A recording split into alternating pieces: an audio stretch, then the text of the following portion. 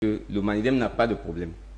Ça a sauté aux yeux du monde et de tout le monde qui pense, ceux qui ont un regard froid, nonobstant les choix et les batailles politiques qui sont en place, ça saute aux yeux qu'il y avait un problème à régler.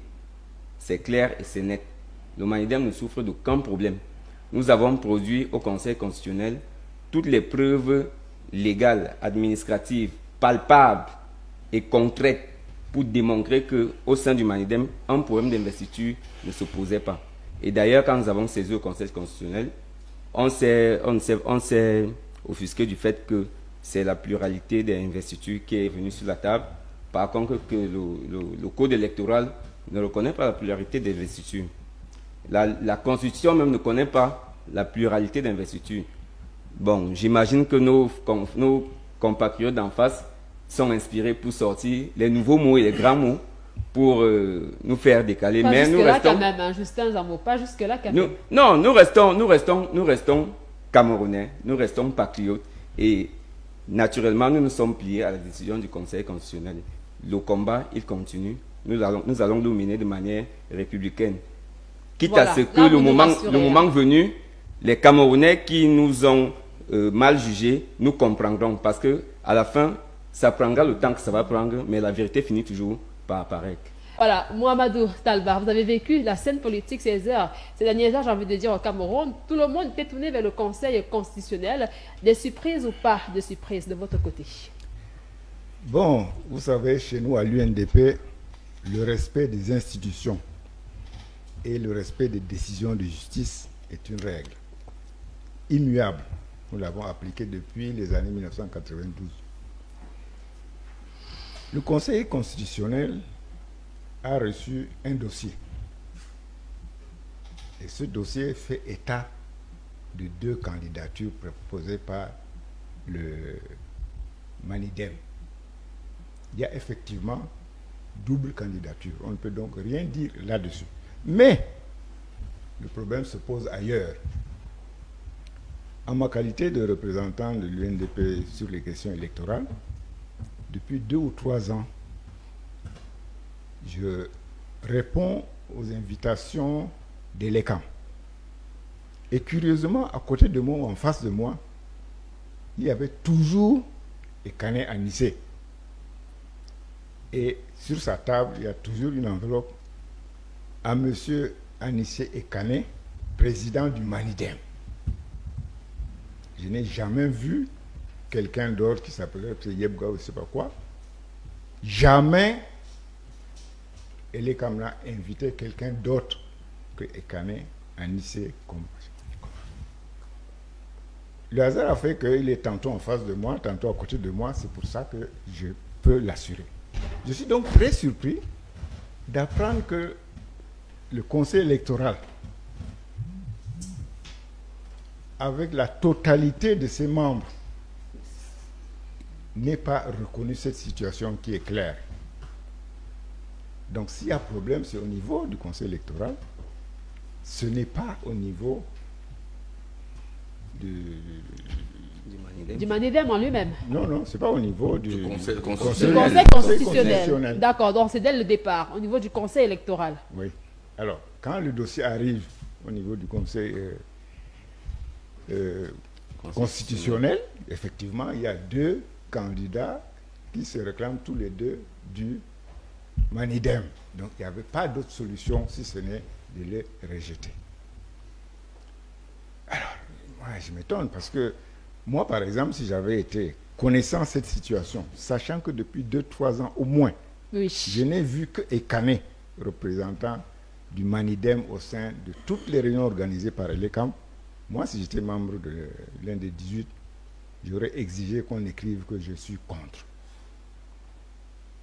Ce n'est pas à l'unanimité, ce serait à l'unanimité -1. Voilà, qui est dit votre ressenti par rapport aux décisions du côté du Conseil constitutionnel. On va également passer la parole à Fabrice Léna avant de revenir vers vous, hein, Justin Zambo. Je vous vois, vous voulez tellement avoir cette parole-là. Prenez votre mal en patience. Des points de vue, on en prend d'abord premier tour de table. Tout le monde va poser un mot par rapport à cette copie rendue par le Conseil constitutionnel. Fabrice Léna, à votre regard. Oui, merci à Murray pour m'avoir passé la parole. J'ai été au Conseil constitutionnel juste parce que la situation actuelle du pays interpelle tout le monde, pas seulement celui qui est concerné par un fait politique particulier. J'ai été là-bas parce que quand l'un ou d'autres acteurs politiques majeurs de la scène politique sont affectés ou interpellés par une décision, il faut que les autres formations politiques fassent ce qu'on appelle solidarité, puisque le cercle des choses qui est au Cameroun, c'est le changement. Et le changement veut dire ordonnance à la tête de ces pays. Et ce qui veut dire ordonnance pour nous, ce qui est priorité, c'est toutes ces forces vives, progressives, qui peuvent faire changer les choses est importante. Donc, on est allé au cours constitutionnel pour regarder ce qui se passe, pour écouter ce qui se passe, pour vivre ce qui se passe, pour que demain, on peut expliquer aux gens que voilà la réalité de ce qui s'est passé en tant que les observateurs. Oui. Particulièrement, j'ai participé à plusieurs meetings et réunions depuis 2020, parce que j'ai commencé mes activités politiques très jeune.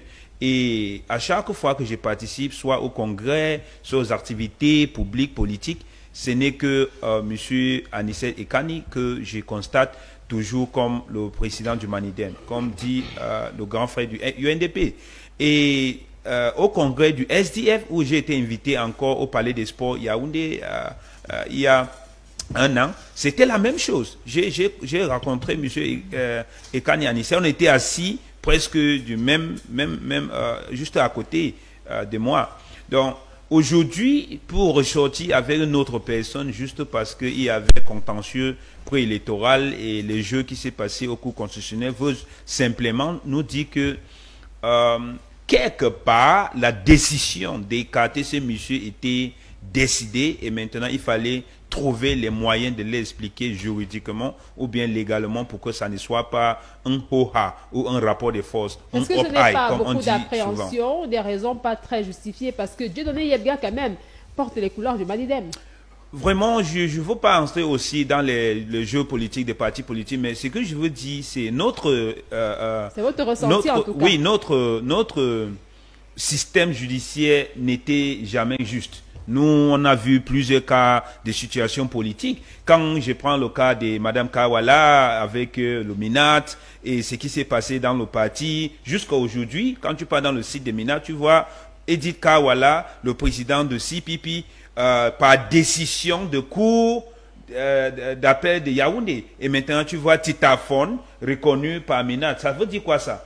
Ça veut dire quoi ça? C'est juste, c'est parce qu'on a trop d'ambiguïté aux choses comme ça, puisque si demain, ou bien si elle n'était pas dans la logique, si Mme Kaola n'était pas dans la logique de boycott, parce que pour elle, ça ne va rien donner, si elle partait aux élections, je suis très sûr qu'elle devait aussi se retrouver dans les mêmes situations de contentieux que Manidem ou peut-être que PCRN et toutes ces choses. Donc il faut avoir la clarité sur le droit et sur les règles qui rédige les partis politiques au Cameroun pour ne pas embrouiller les citoyennes.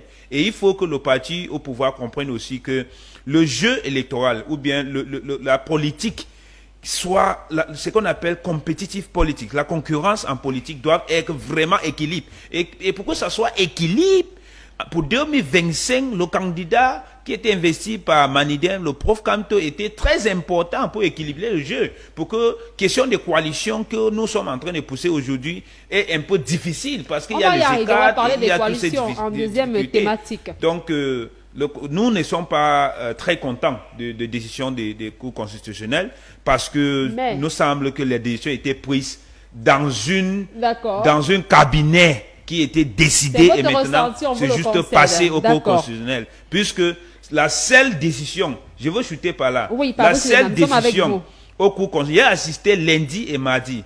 Lundi, il y a plusieurs procès qui est passé, on a donné le résultat immédiatement. Mais pour le candidat de Manidem, ce qui s'est passé, c'est que le procès s'est passé de midi à 18 h et on a dit le résultat va passer demain. Donc, vraiment, il y a plusieurs éléments qu'on pouvait débattre pour dire qu'il y a quelque part question de l'injustice et aussi le rapport de force. Vous avez vu comment, sans prendre de parti, on a écouté chaque parti quand même, concernant ces différents recours. On pense que le président du conseil de considère avant d'être nommé avait la capacité d'absorber tous les éléments et pas les décisions. D'accord, merci Virel. Compris là-dessus. Justin Zambo qui voulait renchérir tout à l'heure. Oui, je voudrais juste rassurer nos frères d'en face. Vous savez, quand on vous demande de danser dans la cour du village sans soulever la poussière, même si vous versez de l'eau sur la terre et vous mouillez vos pieds, quand vous allez danser, on va dire que vous avez soulevé de la poussière. Donc je voudrais rassurer mon frère Bidima, cher aîné. Le Manidem n'est pas un parti de mafia, loin de là.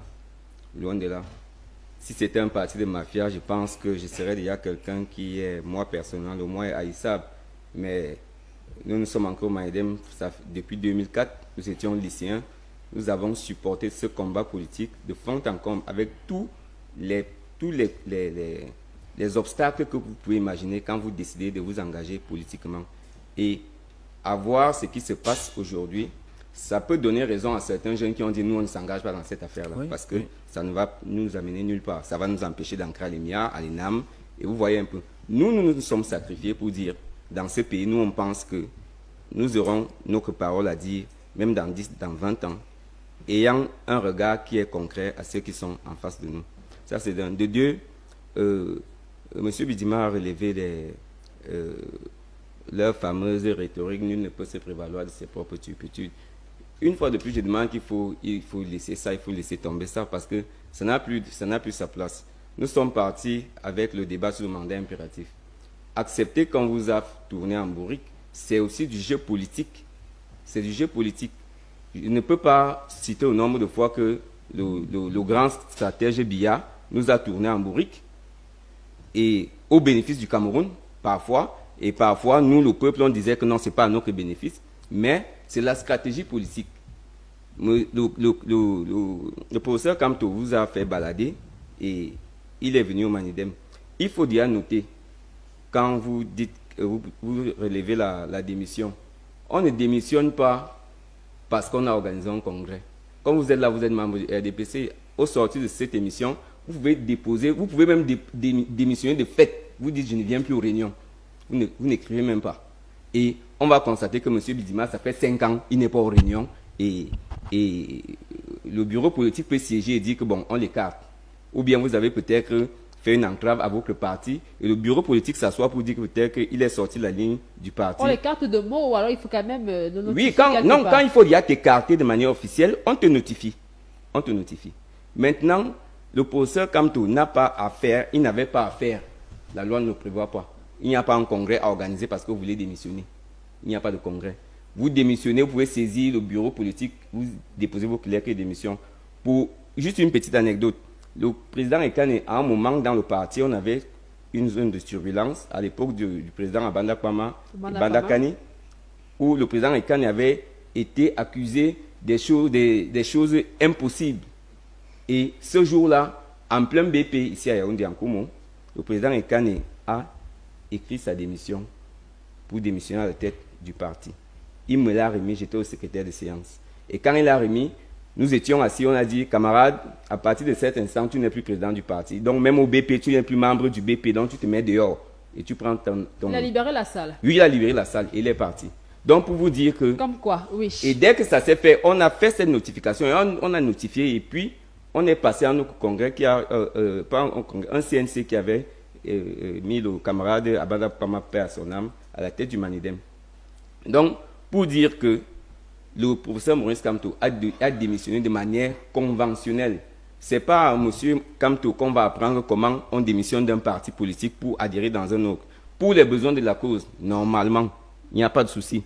Il a eu un taxi Yango, comme vous avez dit, mais il ne faut pas chosifier quelque chose que nous savons que ça peut être sérieux. Parce que quand on parlait de Yango, ce n'est pas n'importe quel Camerounais qui emprunte le Yango sans publicité. Ce n'est pas à la portée de tout le monde. Ce n'est pas à la portée de tout le monde. Hein. Voilà, sans publicité. Sans publicité. Donc, Pour vous dire, même je vais enfoncer là-dedans pour vous dire que quand on prend Yango, on est sécurisé, tu connais qui te conduit, la personne qui te conduit. Il paraît qu'il y a Yango et Yango, hein. Yango classique. Non, oui, mais ça reste sécurisé, Donc, nos compatriotes du RDPC, qu'ils se rassurent, nous n'avons pas accusé au RDPC. Nous avons dit, la loi a été dite, la loi est dure, mais c'est la loi. Nous nous allions. Nous nous allions et nous faisons nos armes maintenant pour préparer les autres échéances. Le coup médiatique que nous avons eu avec le professeur Maurice Kamto, c'est tout bénéf pour nous. Nos compatriotes d'en face doivent le comprendre. Nous sommes en politique. À chaque fois qu'on a une occasion de faire une plus-value politique, on le fait de manière honnête et éthique.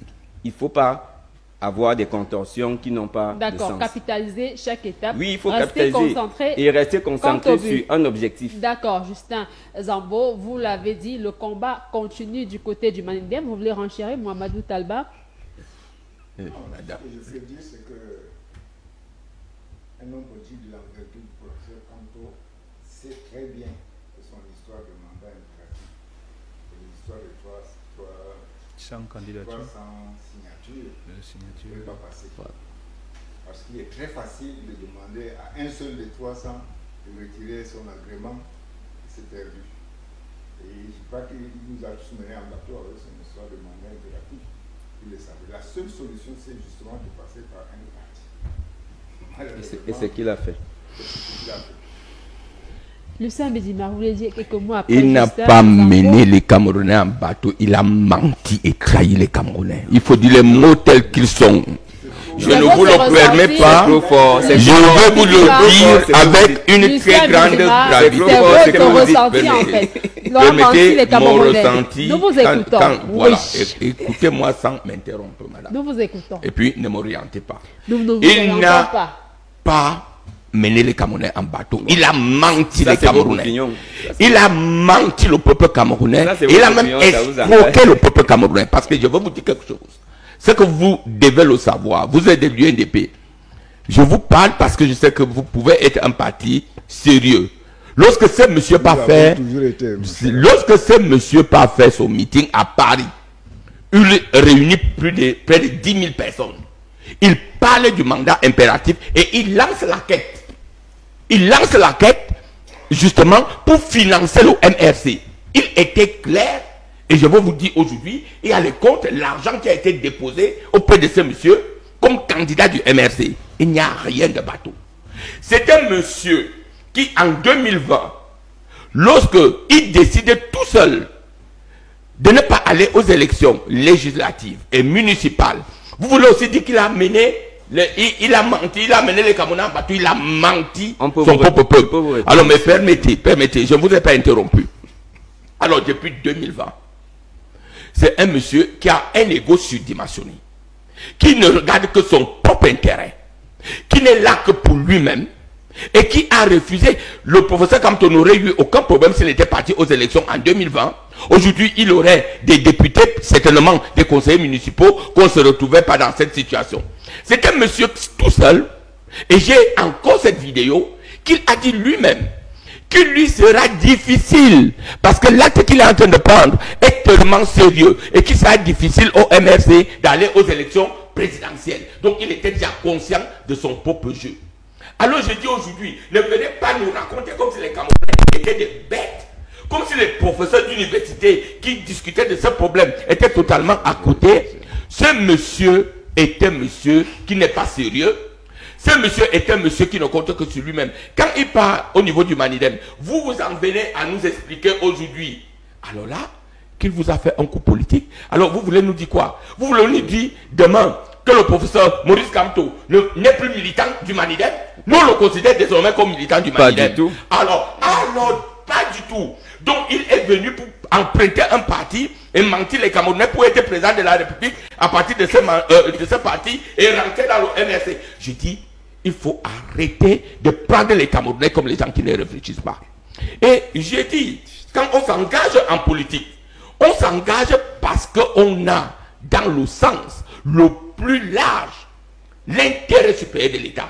Le président Paul Biya n'a jamais menti qui que ce soit. Et l'intérêt supérieur de l'État doit être au-dessus, au-delà même de nos propres égos, de nos intérêts purement personnel. Alors ne venez pas nous dire ici que monsieur fait le coup politique de gauche à droite, qu'il est crédible et qu'il vous a rendu quelque chose. J'ai dit, ce qui s'est passé est très grave. Et aujourd'hui, l'histoire retiendra que ce monsieur Kamto-là a traîné les Camerounais dans la boue.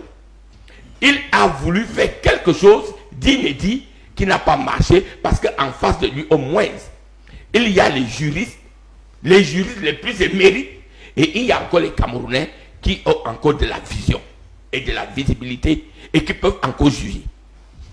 Voilà, Oui. qui est dit Justin Zambo, quelques secondes. oui, Il le faut bien, secondes. il le faut bien, oui. Premièrement, le premier préalable pour assurer M. Bidima, nous sommes dans un pays de droit. Tout ce qu'il a évoqué là tout à l'heure concernant une certaine responsabilité qui peut engager le volet juridique concernant le professeur Maurice Kamto. Nous sommes dans un état de droit.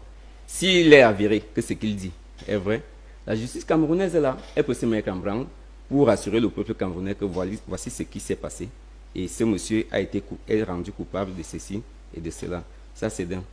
De deux, quand M. Bidima, je ne vais pas dire des envolées, des parodies, mais il faut avoir un peu de recul et un peu de respect pour ceux qui n'ont pas le quantitatif politique que vous avez.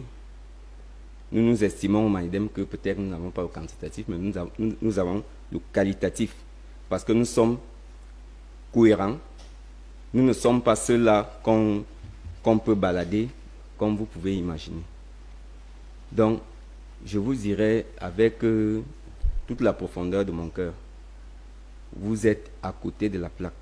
S'il faut vous répondre par rapport à l'épisode de 2020, figurez-vous que le professeur Maurice Kamto a été dans votre système, a été à l'intérieur de ce système. Il connaît comment ça fonctionne. Qui vous dit qu'il n'avait pas la preuve et la certitude que son parti était déjà infiltré au point où il allait aux élections municipales? Le coup qui est en train de se passer aujourd'hui, il allait avoir même Kakre Yebga au MRC. Il allait avoir même Kakre Yebga au MRC. Donc, il faut comprendre, il faut que les Camerounais comprennent que... Du moins, c'est votre lecture. Oui, hein. oui, c'est notre lecture. Il faut que les Camerounais comprennent que, quel que soit le bout par lequel le professeur Maurice Kamto allait sortir... Il aurait toujours oui, on allait... Donc, c'est lui qui posait problème. Maintenant, j'espère que la bataille politique va continuer de manière saine, parce qu'il est mis hors jeu. Et quand on est hors, quand on te donne le carton rouge, vraiment, tu te plies à la décision de l'arbitre. Et puis, tu restes discipliné. Il peut se rallier. C'est pas vous qui nous donnez la stratégie à la conduite à tenir.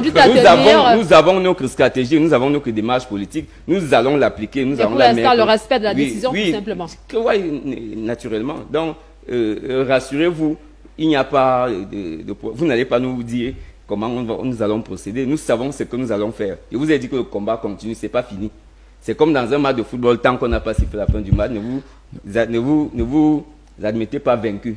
On a bien envie de faire un dernier tour de table sur cette thématique-là, parce que nombreux se demandent pourquoi, parmi cette trentaine de cas déposés sur la table du Conseil constitutionnel, le cas Maurice Kamto a autant fait couler d'encre et de salive. Est-il le principal ou alors l'unique au vu de plusieurs véritables opposants du RDPC? Votre regard. La même question pour chacun d'entre vous, Fabrice Lénard. Oui, je veux commencer à dire qu'on doit être honnête pour bâtir une nation, un pays. Et pour être honnête, entre 2018 et 2025, le prof Kamto à la tête de MRC a vraiment animé la scène politique. Je ne veux pas questionner ces décisions stratégiques, s'ils sont cohérents ou pas. Ça l'engage avec ses militants, mais aussi avec les Camerounais qu'il a mis ou pas. Mais c'est l'homme, c'est le style. Et l'homme, c'est son style. Chacun crée son style dans la politique, veut ou pas. Chacun crée son style. Quand vous voyez le style de Prof Kamto, c'est son style. Et s'il y a les échecs de son style, en tant qu'un homme politique, il assume. Et je pense que tout au long de ce qui se passe, il s'exprime toujours pour dire, voilà, ça, on a pris telle décision, il se justifie et tout.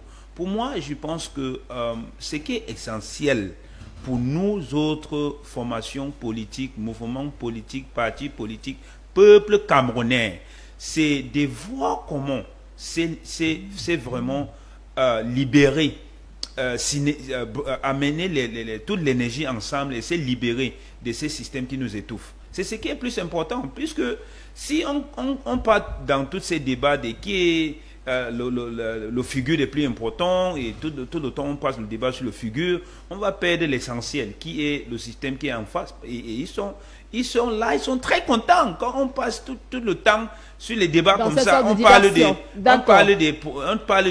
profs, on parle de Manidem, on parle de MRC, c'est très, très content parce que ce que les Camerounais doivent savoir, c'est que sur les commentaires, réseaux sociaux, web, journalistes et tout, oui, vous devez chercher l'essentiel, qui sont les énergies qui peuvent se mettre ensemble pour voir que ce qui est arrivé en 2018 ne nous arrive plus en 2025. Ça, c'est notre ligne de communication.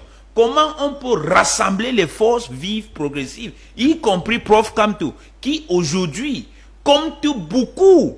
Parce que pour moi, j'interpelle et je fais ces soumissions humblement que aujourd'hui, toutes les partis politiques, veulent ou pas, parmi les négociations ou bien ce qui se passe, on mentionne le nom de Prof Kamto comme quelqu'un qui est indispensable pour ce qu'on cherche comme le changement. Ça veut dire que oui, ça veut dire que lui, il est un figure incontournable dans la scène politique depuis 2018 jusqu'à aujourd'hui.